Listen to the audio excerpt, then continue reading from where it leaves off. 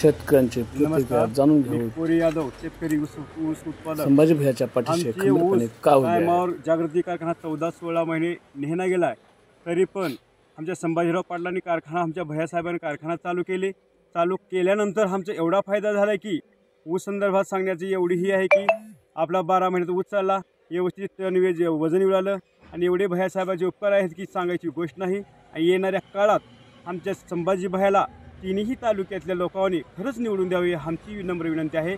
मी स्वतः ऊस उत्पादक, 80% आमच्या गावामध्ये ऊस आहे. नमस्कार, जय हिंद, जय महाराष्ट्र. 15 वर्षापासून कारखाना बंद असलेला संभाजीराव पाटलांनी चालू केले आणि आजनी येथील सगळा ऊस कारखाना 2 वर्षापासून चालू आहे आणि त्या पद्धतीने आमचा ऊस चाललेला हे तर आहेच, परंतु आमच्या पूर्वीच्या सर्व सभासदांना त्यांनी कायम करून घ्यावं आणि आम्ही त्यांना पूर्ण आमच्या गावाच्या सहकार्याने सहकार्य करून त्याला निवडून देण्याची आम्ही हमी घेतो.